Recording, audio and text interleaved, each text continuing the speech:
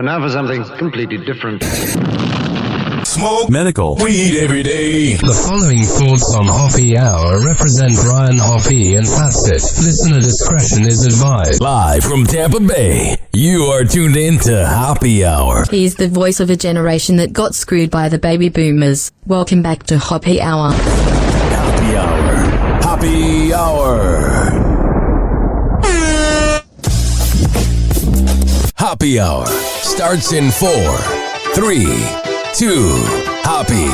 Hoppe, Hoppe. This is Hoppe Hour with Hoppe.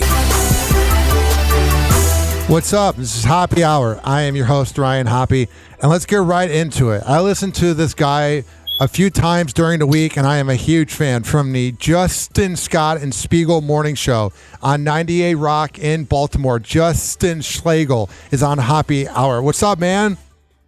What's going on, Hoppe? How you holding up, dude?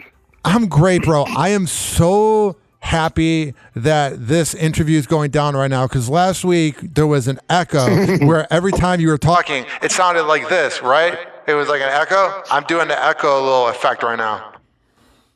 Yeah, you know what it was? Is you got a little bit of an echo. You got a little bit of loop back, too, which means when I would speak, I'd hear myself a second later. Yeah. And have you ever, I know you have, you've hosted a ton of events, you're all over town, where sometimes if you've got a big PA that you're on the mic for and you hear yourself just a beat later, it just scrambles your brain. And you start talking all slow. Do you know that just happened at a major event around here? That if you go watch footage for it, you can hear me talk and it sounds like I'm having a stroke. We were at the Polar Bear Plunge 2024 Special Olympics Maryland shout out. And for whatever reason, just the PA that they had set up, however long it take my voice to make all the way down that big sound noodle of a cable back to the speaker, I heard myself a half a second later. And it made me talk real slow. And people are like, did he get drunk before he got on stage for a Special Olympics benefit? I'm like, no, it's the sound. But you sound great right now, man. Crystal clear. Thank you. It's really funny. There's times in life that you get really nervous. If a cop is behind you and you're driving on the highway, other examples come to mind. But man, there is that panic. Like last week when the board wasn't working and I was talking to you or you at the Special Olympics event, there's that like panic where it's like you want everything to go well. And I'm learning along the way since COVID how to be a better engineer at these things. But where I worked at for 7 years, I was just the talent. And it's kind of like after COVID, I feel like talent got thrown into having to learn these things. And at least for me, in my experience in radio in the past, engineers would just fix the problem, but never really teach what the problem was.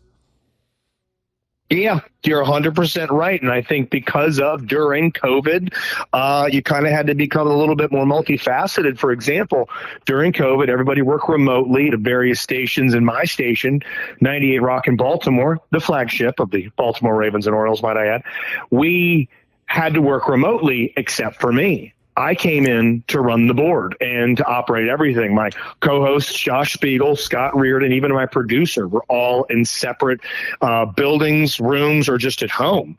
And if something went down, if a feed broke, if anything got messed up, I had to talk to an engineer, and the engineer wasn't there. So the engineer was forced to teach me to do what he would usually do quietly, in silence, gruffly, going outside afterwards to cuss my name and have a cigarette. He then had to walk me through it to where I was sort of forced to become, much like you, a little bit of an engineer. And I feel more diverse and capable for it. So maybe something good came out of one of the most nightmarish periods in modern history. It really is crazy to think about the fact that COVID happened and it felt like it was such a long time in the moment, but you look back on it and it really wasn't that long of a time. It's very weird. Oh, dude, it just happened, man. It just happened in the blink of an eye. I mean, it was yesterday. It's crazy. I mean, it was only 2020 into 2021 where we were still, I was reaching and grabbing doorknobs with my hand. I'm buying survivalist supplies. Hoppe, I'm not sure how deeply you lost your mind, but I started making like allegiances with neighbors. Like, okay, We don't know how bad this thing's going to go. So we got to wall off each end of the street. We got to kill the people across the way. We're definitely eating the Hendersons. We could grow crops. We can combine our families. I've got survivalist supplies. I get to be king 1 month. You get to be king next. I went crazy. I bought so many canned goods. I bought survivalist, like emergency blankets, kits, portable radios. Bought solar panels. Oh, I lost it. I went way off the deep end. And if you listen to any like broadcasts around that time, May and June, I was in full Mad Max mode. Mentally, wasn't doing great, but things are much better now. I don't know. Florida was just different. Florida never really shut down. Like, it's fascinating to hear about everybody I know up north and how radio was different here. And I feel like March and April and early May, it was really shut down, but then by like June, there was that like weird rule that was put in where it's like you can sort of be at a bar, but we're just going to begin opening bars anyway, and nobody was going by the rules. That I was living in a small little house in this weird part of St. Pete where I had like a ton of sex offender neighbors near me. So I never really spoke to my neighbors. So I just watched a lot of TV. I watched Ozark. I actually didn't like Tiger King because it reminded me of everybody in Florida. So it kind of hit too close to home. It's like I live next to this dude. So a couple of things I gathered from that. If I come to visit, when I come to visit, I'm going to keep my 8-year-old son here. Second thing, if you think back, remember how hard the world clowned on Florida at the time? Oh, my God, it's just Caligula down there. Mm-hmm. Sodom and Gomorrah. You guys are a bunch of just, cave wall licking mongoloids. What the hell are you doing? Now, fast forward 4 years later, you guys actually were kind of ahead of the curve. You guys were actually like the way they're now. They're like, okay, you got to be apart for 8 days. I mean 5 days. I mean 2 days. 6 feet. I mean 3 feet. It's like the goalposts have moved so much that Florida was just like, you know what? Screw it. If I'm going to cough myself inside out, I'm going to do it with a margarita and a Bucks jersey on and live a little bit of life. And meanwhile, up here, we're like screaming at each other for even making eye contact with one another. I filmed myself at a park walking by somebody who was walking their dog outdoor. We didn't have masks on, whatever. Dude, you would have thought I was broadcasting from inside of a psychiatric facility for the criminally insane.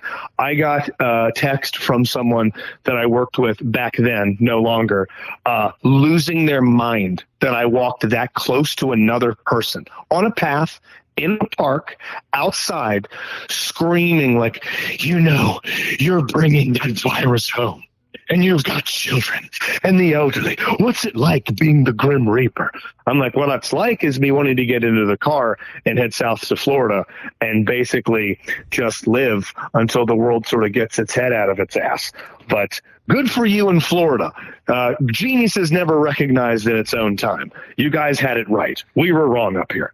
I don't mind people moving down here, but I feel like there should be a rule where if you were ripping into Florida 3-4 years ago, you shouldn't be allowed to live here. Yeah, that's going to keep about 97% of the country out of that state. It'd be nice. Sorry about that, pal.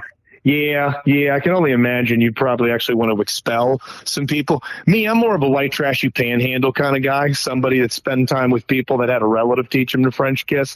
Not really into the Miami scene. Ugh. Tampa sounds fun. Orlando, I visited before. All of the water was Monster Energy drink, and everybody is forced to wear shin-length basketball shorts, even in nice restaurants. That made me feel comfortable. Went to Universal, went to Disney, still digging out of that financially. So, I did like the weather and the people were nice. And it was cool getting to meet a 33-year-old grandmother. Oh, my God. I mean, that's not false. I mean, down here, bro, if you go to this area called Newport Richie, there's moms that get pregnant at 15. And I'll be on Tinder and Bumble, and I'll match with like a 28-year-old. And she's like, oh, yeah, my kid is 14. And I'm like, wow. I'm doing the math on that. That's not great. That's not great. Like both of you guys got your licenses around the same time. I know. And it's crazy because there's something about Florida where it's very promiscuous. Like whenever I go home to Chicago, And I try to go on Tinder or Bumble. All the girls want like a formal first date and they want to look for a relationship. And down here, girls will be like, you want to come over? It's not as much as it used to be because a lot of women now are trying to find the right one, even though their body count is high and it's bizarre. But it's just down here, man. I wish you could have been here in my era on Tinder in Florida in the 2010s, bro. It was the Wild West. You know, I've never done the Tinder thing. I've had friends on it. I'm in a long-term relationship with a girl now it was Tinder kind of snuck up on the world and I never did it. I think the closest I ever got to like online dating was the Craigslist Casual Encounters website, which really was basically the same thing. Me, guy named Justin, 28, white, bad back, dysfunctional crotch, you, woman, covered in moles, blonde hair, buttery, missing an eye, most of her teeth, including some of my favorites. Let's meet in the woods, Box Spring. I'll bring a couple of seltzers. You bring a Camel Light. You get to go first, then me. We high five at the end. I'll send you back to the center, and I'll go back to that home for unwed mothers that I'm staying in. That's sort of what I did with the online dating, was a lot of like Craigslist crap back in the day. I probably have just the most toxic blood in the world. But as I like to say, Ryan, you can't be diseased if you never get tested for it. That is kind of the way I live my life, my friend. I'll tell you, like, how do I word this? It's not like I feel like I have something, but I just kind of turned a blind eye to it and go, whatever. I don't see anything down there. You know what I'm saying? That's what I'm talking about, buddy. Raw dog Hoppe is what we're going for here. Well, that's what I'm talking about. Tell yourself it's an ingrown hair. You know what I have to tell you? I've told my other guests this, and I love hearing their reaction. I'm going to tell you right now, in August, It'll be the 2-year anniversary of when I got a vasectomy. Brother, I could not be prouder of you for cutting off the boy broth spigot. The next time I see you, don't just get a high five anymore. You get a thick hug and a kiss on the cheek. You see, I didn't do that. I ended up getting a vasectomy about 4 days late after I found out that I snuck one past the goalie with a girl. And now I've got an 8-year-old. And luckily, we were together for quite some time, first 6 weeks. And then I found out, I guess we're going to know each other for eternity. Yeah. And 4 days later, I went in there and got the whole thing done. Hey, now let me ask you this. Did you ask your doctor if you could watch? Watch him do it? Yeah. I was all pain medsed up. And the best part was I didn't really watch. I was laying back, but I didn't feel anything. I also took some edibles and smoked a lot before, so I was just out of it. And my favorite part is they're just playing with my balls, and we're talking about our favorite Madden video games. It's one of my favorite moments in life was we're just like, oh, yeah, the one with Michael Vick on the cover. What about the one with Vince Young on the cover? And they're just like... Jesus, dude, did you get your vasectomy done in a strip mall in between like a Papa John's and a dry cleaners?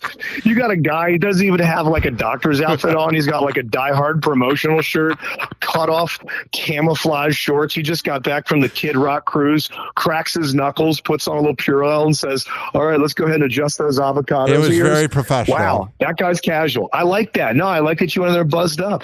No, mine felt pretty good. He did the numbing, the local anesthesia around this cute little candy corn penis of mine, did the thing, and I was awake for it. For those that aren't aware how it works, they pull out just a little bit of that internal spaghetti, snips it, burn it, stuff it back in. And I was like, hey, can I look? And he goes, you're the first person to ask me if they could ever watch. Go ahead.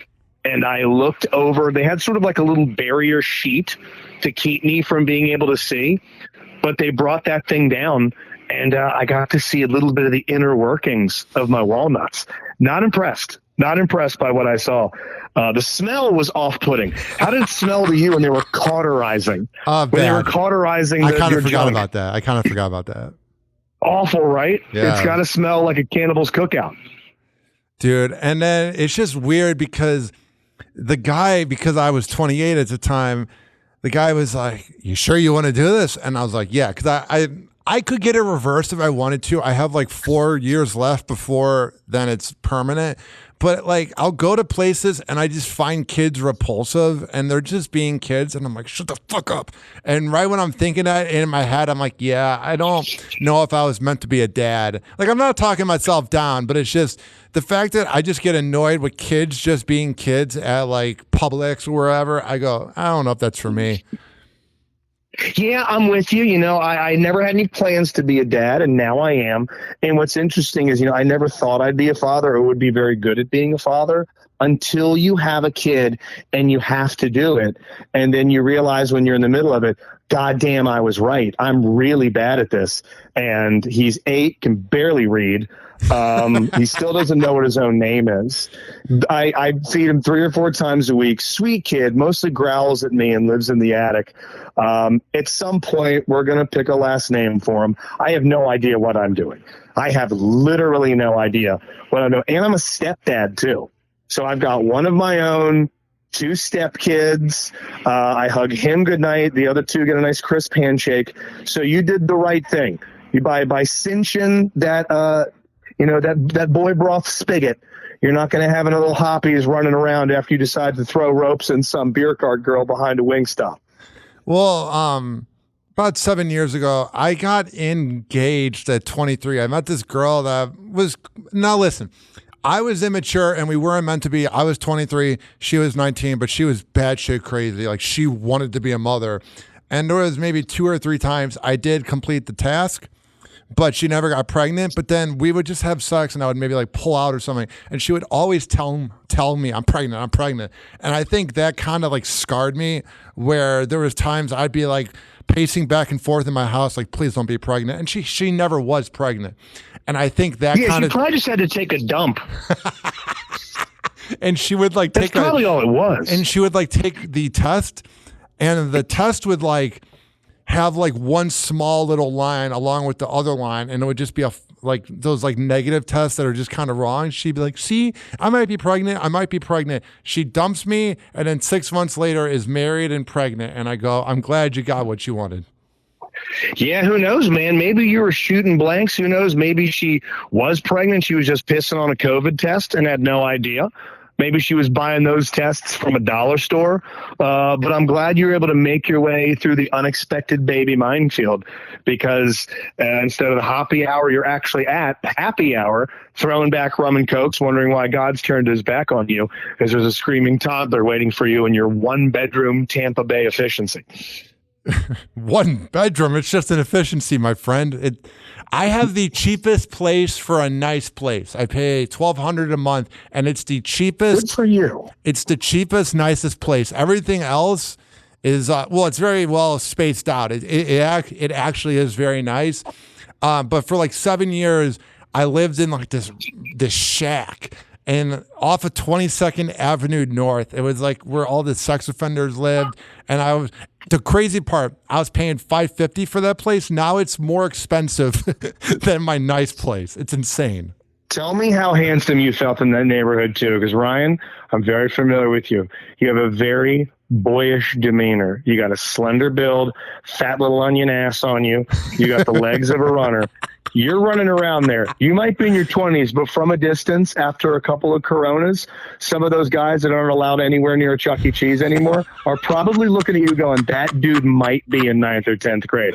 You're getting whistled at. You know, there's a bunch of guys that have to introduce themselves to their neighbors legally, seeing you swing that crumb cake of yours in the park going, God damn, if I didn't have this ankle bracelet on, I would dive on that slender little slab over there, that walking fleshlight. Oh my God. I would bathe him in kisses right now if I wasn't being tracked by a satellite for what I did inside of a McDonald's play place back in 2004.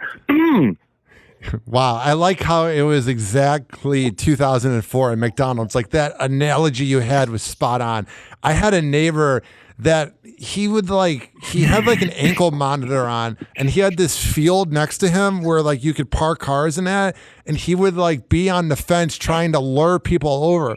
And whenever a girl would like Uber to, and here's the best part, his charge was false imprisonment. of a child. What the hell? Yeah, and girls would like Uber to my place, and he was at 2009, 2010, 28th. No, it was 2009, 28th Avenue North. I was at 2010. So a lot of the Ubers would take the girls there, and the girls would call me and be like, where are you at? And I'm like, no, I'm in this area that's more hidden. And then, I got out of there. It took 7 years, though. I can only imagine that guy had like a couple of Uber drivers that he worked with that he just texted them on the sly, I'll double whatever she's paying you to bring her over here. Drop her off in the front yard in that patch of grass. It's AstroTurf, and it falls down into a pit filled with foam blocks. I also love the term false imprisonment, which leads me to believe that there's some sort of true imprisonment where she's like, hi, I'm here to live against my will for the next few months while you use me as some sort of unwilling sex toy. I'm Deirdre. Where should I put my bag? True imprisonment. From the makers of True Detective comes true imprisonment. Ryan, you got to get out of that neighborhood, dude. I did. You're too cute. You're too cute. You're not going to show up for your shifts, dude. I got out 3 years ago. I moved in with my ex, who was a radio listener, and then I dumped her 2.5 years later, but I was able to move on up out of there. Now, I want to ask you, over the years, did you ever date a listener?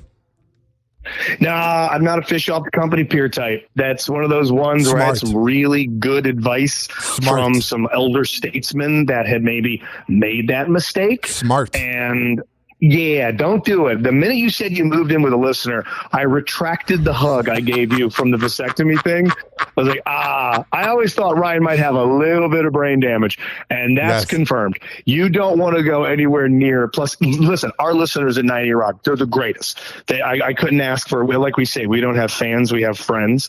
But if you're really into me and you're really into my show, like really, really, really, really into anything I do want to pull you aside and ask, like, were you born like 2 months early? What happened? Did you maybe ingest mercury when you were 6?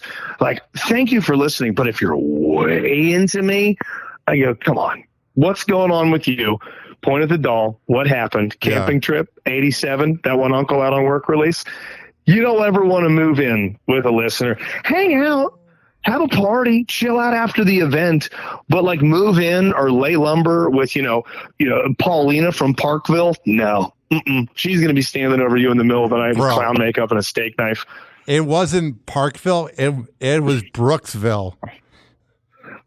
Yeah, well, I'm talking about Parkville, Maryland. Okay, no, I'm just saying, not too far up the way. Parkville might be the Brooksville of Maryland. Brooksville is like this area where you can get like a nice house for cheap, but it's like 70 minutes from Tampa, and that was where my old roommate lived.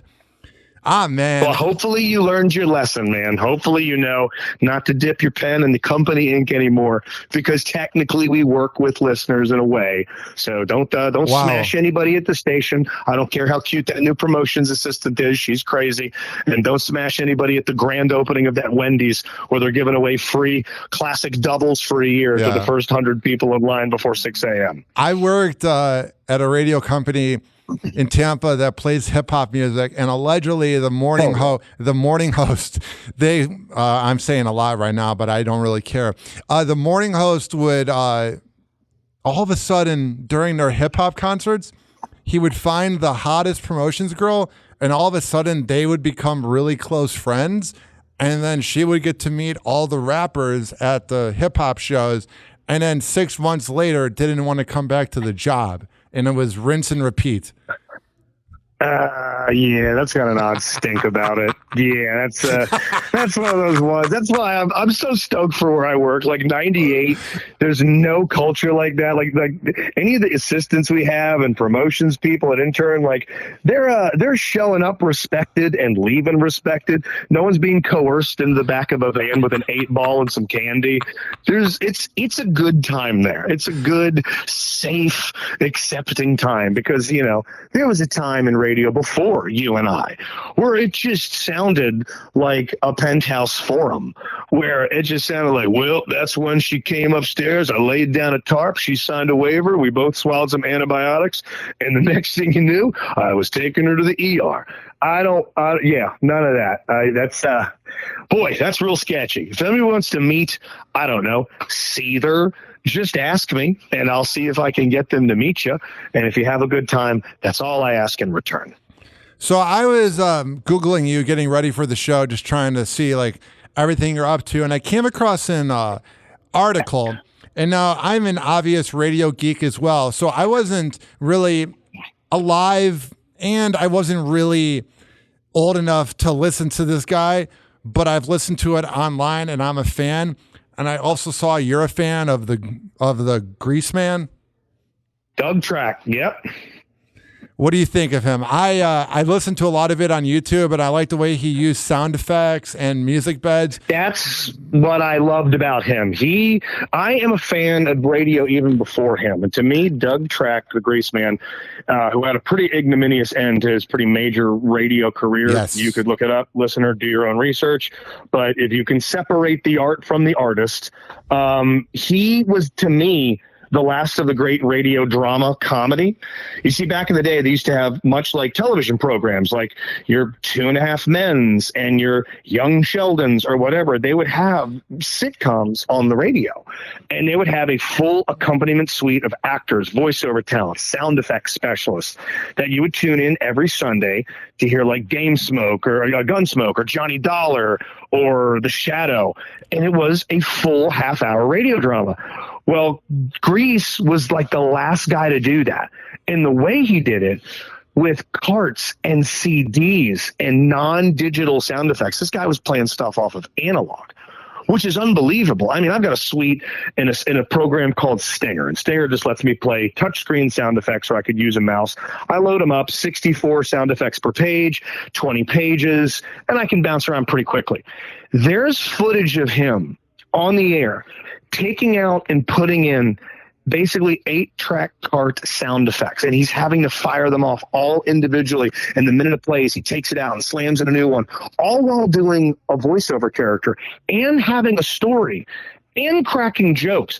I mean, it's watching a master at work. You ever see any of those weird, I don't even know what the hell you call these things, but that weird like guy in the park, the busker that's on a bike, that's playing like the cymbals, a guitar, his feet are on the piano, his head is shaking a tambourine. He's got like I don't know, something like a tuba in his ass. That's what this guy did with sound. And it's fascinating that he did it so well with such archaic technology compared to what we have now. And I wish the radio drama would come back. NPR sometimes plays them on the weekends, and they're fun to listen to. They're obviously a little outdated, but I loved it, and I thought he was brilliant. Yeah, and going with your show, I've been listening. I was listening on TuneIn, and the TuneIn app was annoying because every time I would click, it would air like 7 commercials. So I got the 98 Rock app this week, and I've been listening when I'm at work. Yes, sir. And you guys definitely remind me of, like with the sound effects, a little bit of Grease, but you guys are like the last of the dying breed of like a true rock morning show, similar to like Opie and Anthony. Like you guys were literally making me laugh out loud. I feel like most shows now are so like, I don't know, formula, and it's like you guys have like a formula, but you also just like shoot the shit. And to me, that's like a dying breed. Well, you know what we do, and I appreciate the compliments and the observations. You listen with a connoisseur's ear, is that we walk the path that was paved by an Opie and Anthony, by a Stern, by a Don and Mike, a Grease, a Kirk, Mark, and Lopez, in our own market. I mean, Elliot right down the way. Yeah. I'll never pretend I'm not a fan of Elliot. The guy is a Elliot's genius. great. The Junkies. Oh, Elliot's brilliant. The Junkies in D.C. have just been an institution. So I got so much good radio around here to glean from. One thing we do specifically, and I can't speak for other shows, I know this happens happens a lot in pop stations, a lot of like mix stations around the country, is there's a lot of like, I hate to pull back the veil, but the War of the Roses is completely fake. It's voiceover talent. The second date update, it's voiceover talent. It's a lot of it's very jive. I was once asked by a program director to use voice talent on a show that I did pre-JSS, and it came across as jive and fake, and people sniff that shit out so quickly, and then the stink of it's on you. They'd rather something be inelegant and yet authentic versus razor sharp and full of shit. And that's why we don't use voiceover talent or anything. We sometimes will do a call segment and no one will call. And like, all right, I guess that one didn't work out. We had to spin our wheels for a little bit. Other stations will have voiceover talents hired, ready to go, that none of the calls are real. They're people that they've contracted to call. My goodness, that one topic about the worst Valentine's Day gift ever. Well, listen to this, Stinky and Pinky. And it's like, it's full of shit. It's not real. And another thing we really try not to do, not to say we don't ever do it, we try and avoid prep services. We'll look at them to see, hey, what's going on that day? What's people talking about? What's a big story? Maybe an idea for something. But we try to not lean on prep services because they're universal amongst the radio industry. If we're looking at them, someone else is looking at them, their competitor's looking at them. And sometimes you'll hear two stations doing the same break in the same day. Well, that's because they both went to a prep service. Dr. Dave's Ultimate Prep, for example, you'll go on their complete sheet on the same day because it updates every day. And you'll both look at it. And if you both go, oh, that's pretty interesting, let's do that. You run the risk of being the exact same as the guy across town. And that's when people go, wait a minute, how are both of these stations talking about the same thing, same day? And that's when the jig is up and they kind of see, Oz behind the curtain of what's going on. So, yeah, we try and map the whole show out. Every day, every break, it's all planned. What we're going to say in the break isn't, but we know the topic at hand, what we're going to talk about. Now, we don't come with any jokes ahead of time, or if I think of a line the day before, maybe I'll break it out. But we always know where we're going, but we never have to be adhered to that roadmap. If something great happens, we will veer. We'll move on from it. But we're well planned, but we have wiggle room. So on the dating apps, girls will be like, oh, what do you do for a living? So I'll tell them. And I love ruining War of the Roses and Second Date Update for them. They're like, do you do that Second Date Update segment? And I'll be like, do you mean the one that's fake? And they're like, what do you mean? And then I break it down for them. And I love the feeling of telling them that it's fake. It's the best feeling ever. It does feel really, really good. And I'll even, one of the things we do with our show and our station is really good about admitting its own flaws and things we change. And sometimes people have a perception of perfection. We did a thing years ago, and I have a particular hatred for this because this was the show that replaced my night show when I was bounced. Well, they replaced it with a thing called the Mob Monkey. And the Mob Monkey was basically a service where you could call in or vote on the next song. It put the control of what we play back into your hands, blah, blah, blah. And they had a legitimate goddamn monkey sound effect playing in between everything. Like the show was hosted by a monkey. Now, no one thought there's a monkey sitting in there. They know, okay, it's just sweepers and bumpers and sound effects. But what they expected was people to call in and say, I'm voting for Disturbed next. I'm voting for Linkin Park next. I'm voting for 3 Days Grace next. Well, no one called and no one gave a shit. People were just like, play good music. I will listen. Don't give me a job to do. Don't make me work. So you know what they did? They started hiring voice talent. And they had voice talent call. Now, this show only lasted about 9 months before 98 Rock realized, hey, this is dog shit. We're pulling the plug. But what the issue was that they hired and they sent over scripts. Those Second Date Update, those War of the Roses, they send voice talent scripts. Yes. This is what you are going to say. Well, they would do the same for the callers on the Mob Monkey. But the issue was that they didn't know how to pronounce towns in Maryland. So you'd get people calling in, sounding like the goddamn movie phone guy, who didn't sound anything like a dude from Essex, some stumbling, gray-gummed, tobacco-chewing, cross-eyed, unibrowed zilch, who I love. You'd get some guy that sounds like he's narrating an audiobook going, "Hey, Bob Monkey, it's Roger from Dundalk. And man, oh man, I sure could hear some Iron Maiden right now. Hey, Bob Monkey, it's Lisa from Glen Burnie. Can I get some Linkin Park? That'd hit the spot. Hey, what's going on, Bob Monkey? It's Roger from Timonium. Is there any way I can hear some Guns N' Roses?" And they would fuck the towns up. And it sounded so jive and so BS that they ended up pulling it. And that was the last time, I think, the station, it was a very brief talent, that used any type of prep service, anything. And that was all old management, different time. We've got, honestly, probably the best managers in radio now who much prefer us to be authentic and let us do what we do with little involvement, which is very rare for radio. We've got a crazy good GM, an incredible program director, a guy named Rick Strauss. He actually put together Kirk, Mark, and Lopez back in the day, and now he's in charge of JSS. And he lets us be us and doesn't expect us to flub anything, or not flub anything, that's not the right word, to jive anything, to fake anything. He doesn't expect us to do any of that sort of stuff. So we're pretty lucky there. We don't have to deal with any of that second date update or War of the Roses crap. If it works, it works. Great. If it doesn't, hey, we know what not to do, but we don't hide our flaws at all. And people appreciate that. We're not trying to be as big as the rock stars that we play. We are just regular people with a very cool job.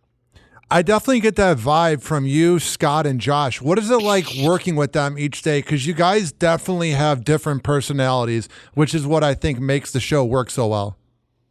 Oh, dude, it's the best. It's the absolute best. I mean, Josh was put on this earth to do news. Josh was put on this earth to do news. Lamar Jackson was put on this earth to be an elite quarterback. Tony Hawk was meant to have a skateboard under his feet. So it's very rare and a blessing for someone in life to find the thing that they were meant to do. So Josh was put here to do this. And stories are what stories are. It's like a sports score. It doesn't matter really what the score is. It depends on the person telling you how the game played out, how the each individual quarter of the football game went. Josh does that with news. Josh knows that, this one person did this thing in news, and those facts of the news story will stay the same from reporter to reporter, newscaster to newscaster. But it's the way he says it. It's the way he delivers it. It's the weird angle he hits stuff from that literally no one else in broadcast radio in the country or history has ever done news the way that he does news.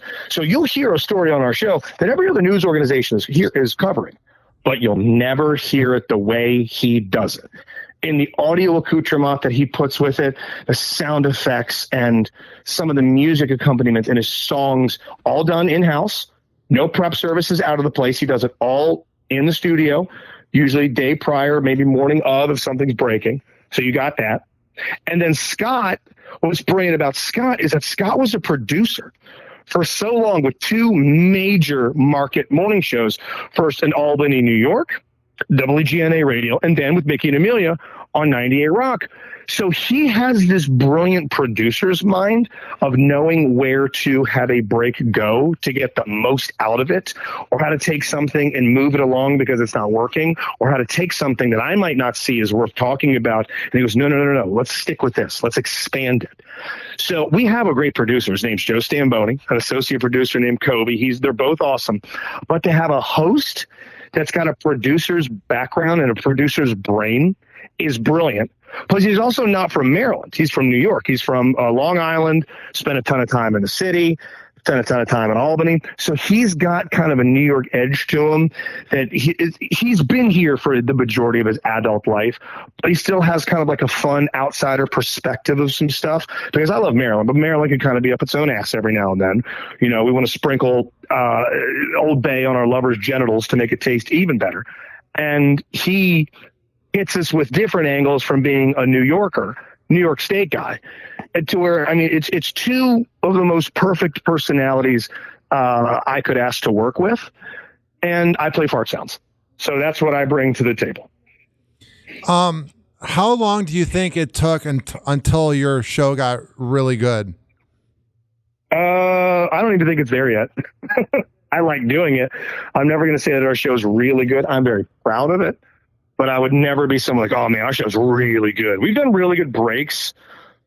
We've had some really memorable moments. I still think the best version of us is on its way, but us getting our legs under us and being a very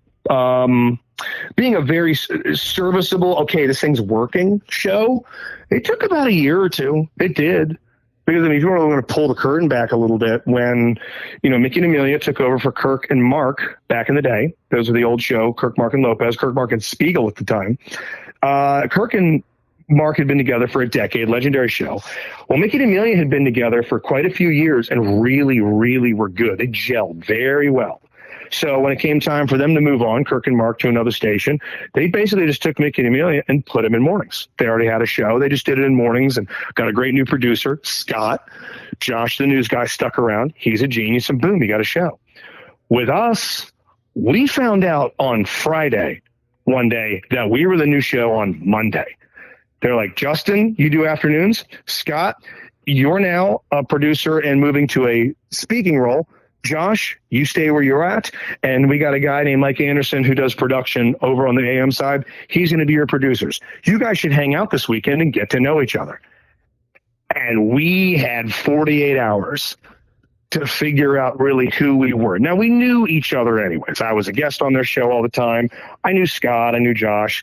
I knew Mike. But none of us really spent a ton of time with each other. Maybe Scott and Josh did. And Mike at one point was Scott's assistant, but Scott had to hand the reins over to Mike.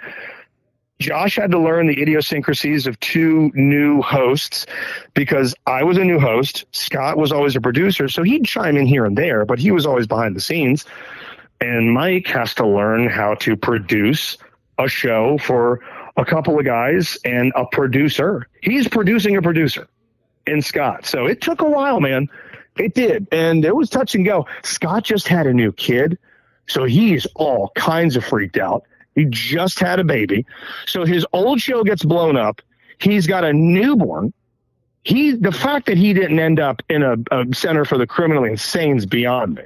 That he was able to keep the train on the tracks mentally as well as he did, because I would have lost my mind. And we had a big management change. We lost our old program director. We lost our old GM. There was massive upheaval, and we didn't know how long it would last, but we just celebrated 10 years last year, and here's to hopefully another 10 more. My favorite memory, I remember it perfectly. It was when I moved to Tampa in 2015. It was right after the Baltimore riots, and Josh went after one of your former mayors, and that was the best radio I've ever heard. Oh, yeah, we all did. Actually, you might be thinking... we all sort of did, but I'm the one that lost my mind on the air and started screaming at Stephanie Rawlings Blake. Yes, her. Who all but disappeared. Yes, I lost my mind and began to scream for answers. Where were you? That's you what owe us it an was. apology. I remember all of that. I just loved how you guys go after the mayor, because you listen to radio in other markets and they are very like happy-go-lucky with any mayor. Yeah, we've always had a great relationship with governors, particularly Larry Hogan, but the mayor, we've not had a great relationship with any of them. We've tried. Lord knows we've tried. But I don't know. We've not had a good run of mayors. God bless Brandon Scott. The guy's trying to do it now. He's never been on. We've been kind of critical of him. Seems like a great guy, maybe a little over his head. Catherine Pugh went to prison. Stephanie Rawlings Blake, in the middle of the riots, disappeared. Oh, yes. The Healthy Holly scandal with Catherine Pugh, where we almost got in as much trouble as we ever have, because our mayors like to disappear.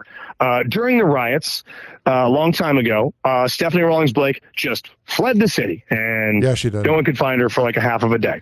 Then Catherine Pugh gets in trouble for the Healthy Holly children's book scandal, where she wrote a children's book, sold it to the city and all that. Then she faked having pneumonia and hid in her house for 30 days and wouldn't come out. So we sent a producer over there with a legendary bullhorn. Moment, yes. Yeah, we didn't tell our managers about that. We sent a producer over there with a gift basket, and we had our asses chewed out to such a degree that we were like, well, I guess we're done. And then the Baltimore Sun picked it up and some other people picked it up and said, maybe us embarrassing her was what she needed and needed to get moving. Some people actually credited us going out front of Catherine Pugh's house with a megaphone as a turning point in that whole thing. There's a guy he wrote, he was like, I think embarrassing her, a radio, they call it shock jocks or some dumb shit, was actually a healthy wink, wink, Holly thing to do. I'm paraphrasing here because at this point she refuses to come outside. She has the world's longest pneumonia, whatever. A couple of goofs in the morning might have actually made in a strange, minimal way a bit of a difference. I remember her lawyer in front of a courthouse really being pretty pissed at us. And we were all convinced that she was going to look like Mugatu from Zoolander 2 when she got out of prison, covered in tats, jacked as shit, and ready to kill us.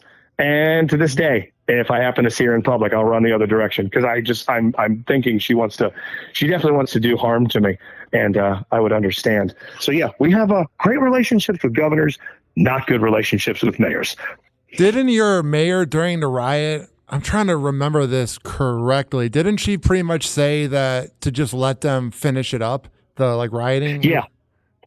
Yeah, in some year, both of us are paraphrasing here, but something along the lines of let them get it out of their system. Yes.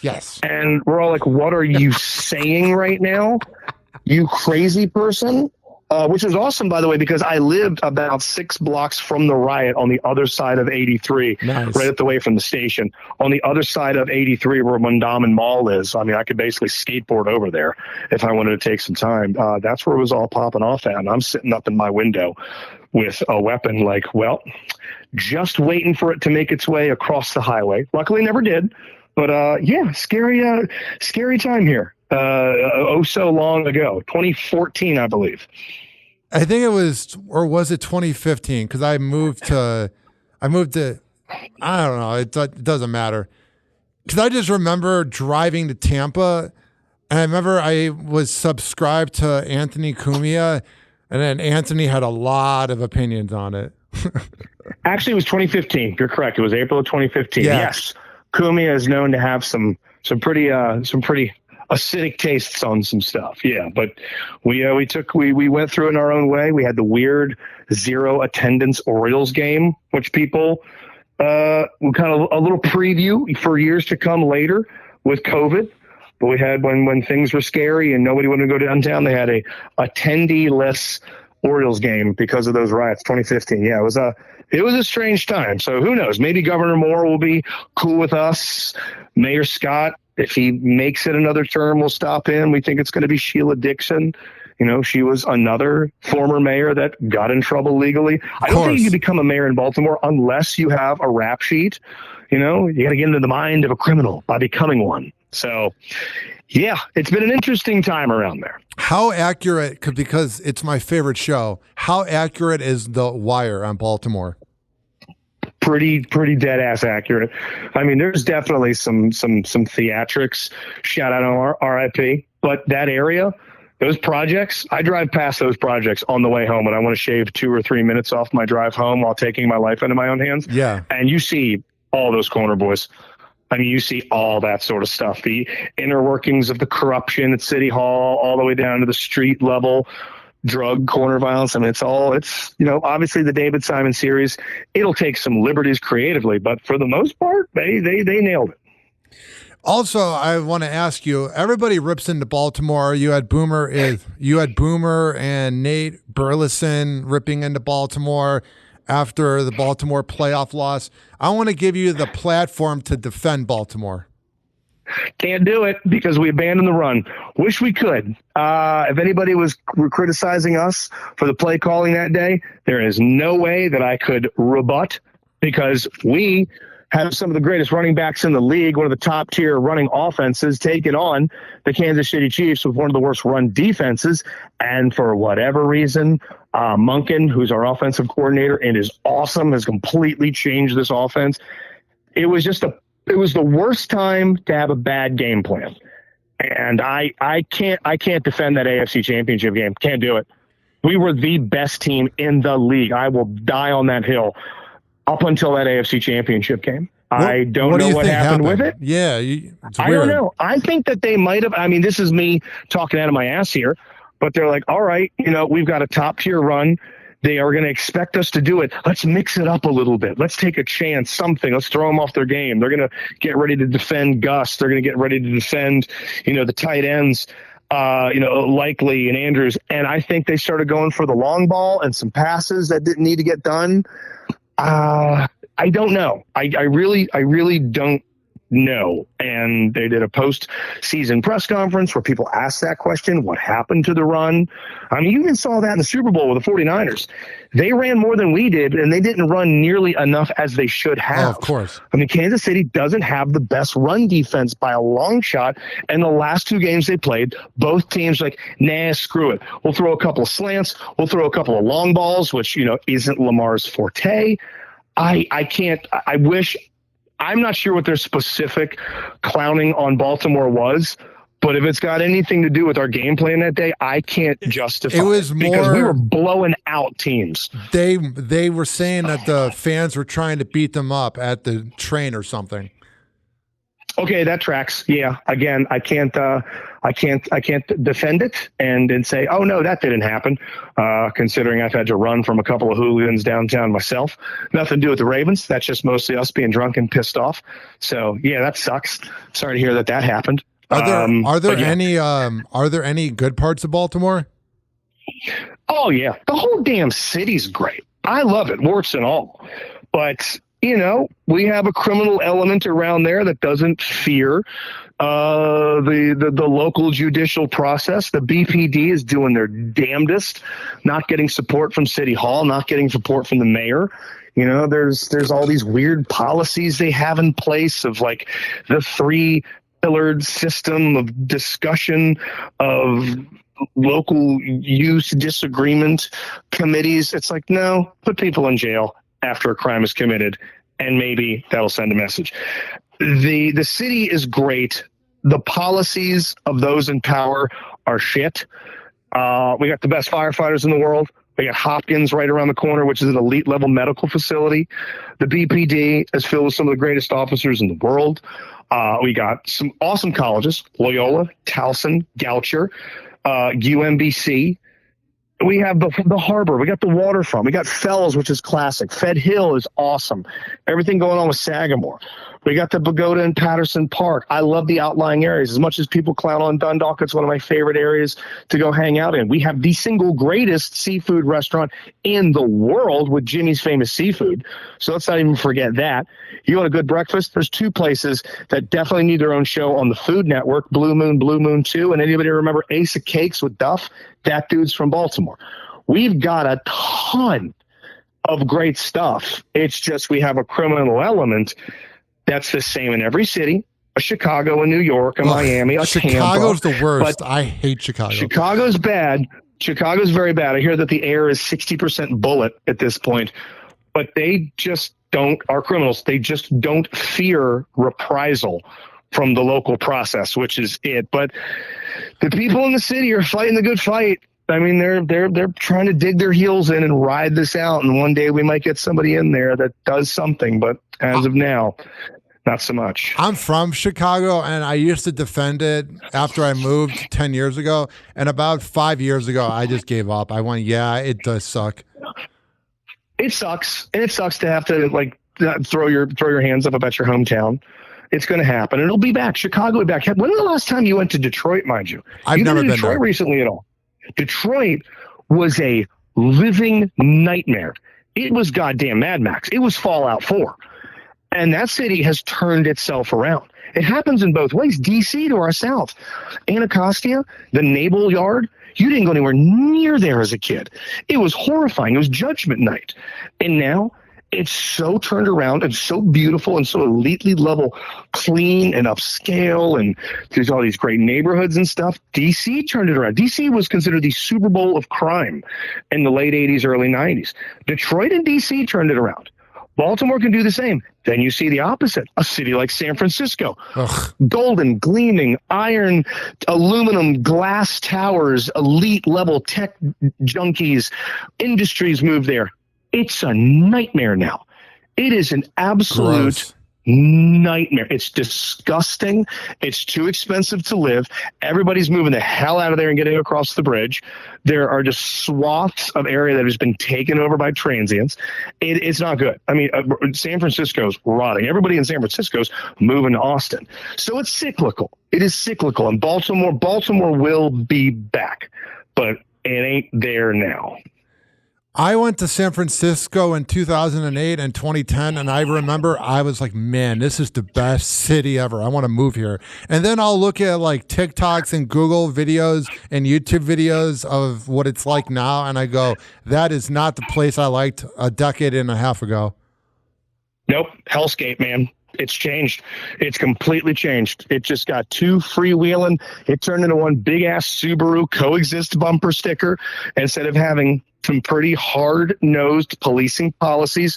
Sometimes you get a little bit too touchy-feely, a little bit too, oh, tell me what you're going through.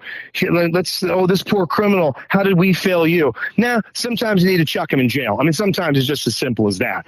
And San Francisco I'm not making this a political thing, but, they did get very, very liberal. I'm not saying, people hear that word and they go, oh, this guy's a conservative. No, it's not what I'm saying. I'm just saying the term of liberal, loose, freewheeling policies where, instead of putting someone in a facility for the criminally overachieving, 15 convictions, they're back out on the street, maybe they should just be in prison forever. We're dealing with that in Baltimore. We've had some horrible stories of people committing crimes that you go and look at the rap sheet and you go, how are they on the street after committing one of these things? One of these. We had a breaking and entering of a woman's apartment. She was a local young woman. She was a leader of industry. I apologize, her name escapes me, but it was a huge story in 2023. And this horrendous son of a bitch breaks into her apartment, does a bunch of horrendous things I won't repeat here, kills her. She's out. They get him, thank God. But then you look at his rap sheet, and the amount of offenses on this guy's sheet, Ryan, had you and I committed an eighth of them, you'd think, oh, I go to jail for life. This guy who broke into this woman's apartment, killed her, like in the not too distant past, had also broken into someone's apartment, beat the hell out of a couple, set fire to one of them, sexually assaulted the other, robbed them, and then ran out. And was caught and was put in prison and then got out. If you can imagine setting someone on fire after a B&E, sexually assaulting one of them, then committing robbery, you go, oh, I guess I'm in jail for the rest of my waking life. Well, not in Baltimore. You're out 2 years later to do the same thing. That's the problem. That's the problem. It's not BPD's catching them. It ain't their job to keep them. It's the problem with the legal system in the city and the people in the position of power. That's what has to change, because the police are doing their damnedest. I got a lot of friends. I'm team police, and they are catching these guys and going, well, see you in a couple months, because I know you're getting right out.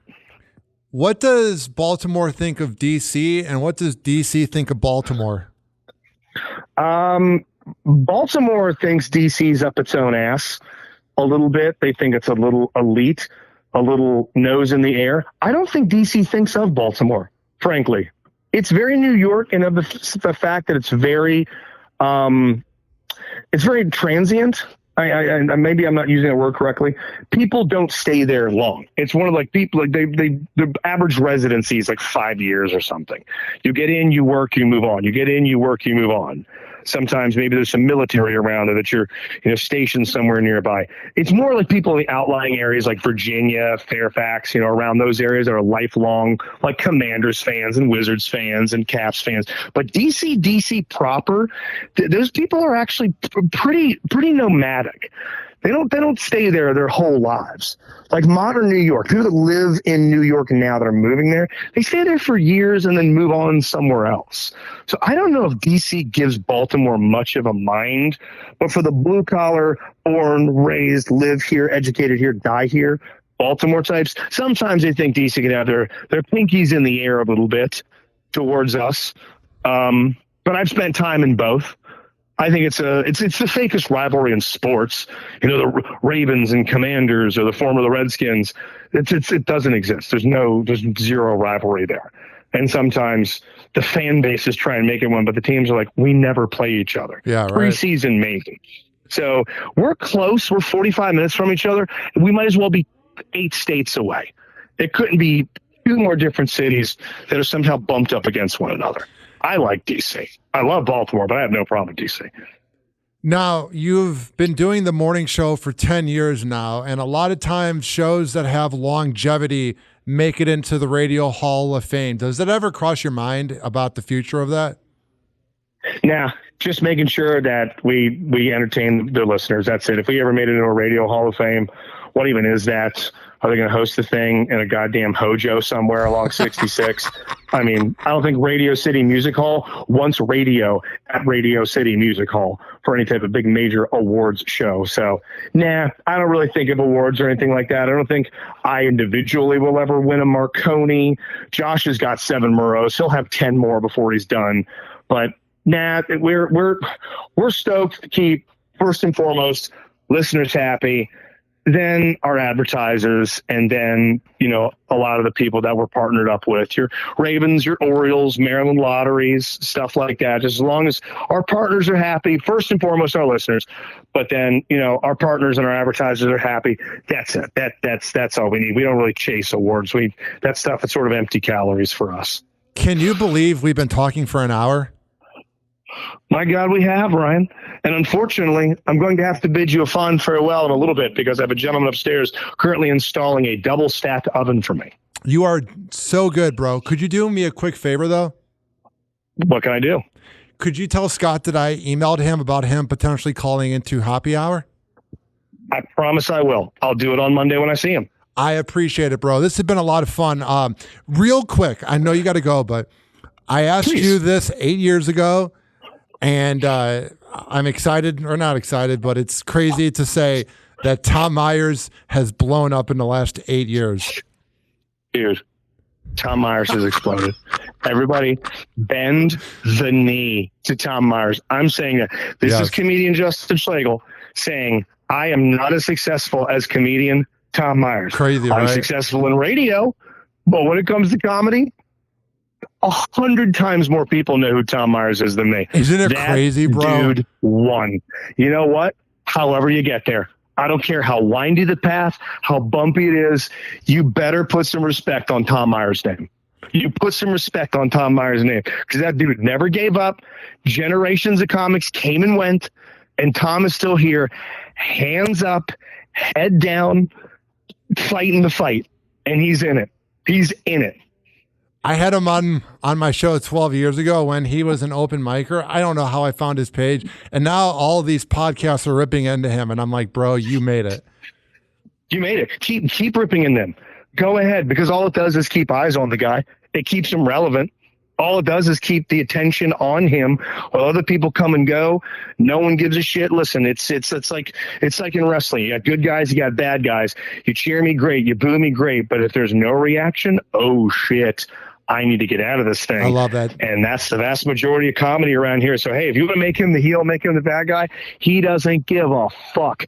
He is as popular as anybody this area has ever put out. And I tell you, I tip my hat to the dude. Yeah, I definitely carry myself not similar to Tom Myers, but that whole, like, you get rude comments on YouTube or Twitter, and I love just sending them smiles and being like, have a good day, sir, douchebag. You know what I'm saying? Have a great day, dickwad. I'll be here long after you're done. Well, bro, it's been a lot of fun having you on the show. Hoppe, I've had a great time. Let's do it again in 8 years from now. Yes, that will be 2032. I will talk to you in 8 years unless you visit Tampa. Or I visit Baltimore. I will be super dead by then. I can promise you. All right, man. Talk to you later. Take care, Ryan. All right, bye. Goodbye. Hoppe Hour. Hoppe Hour.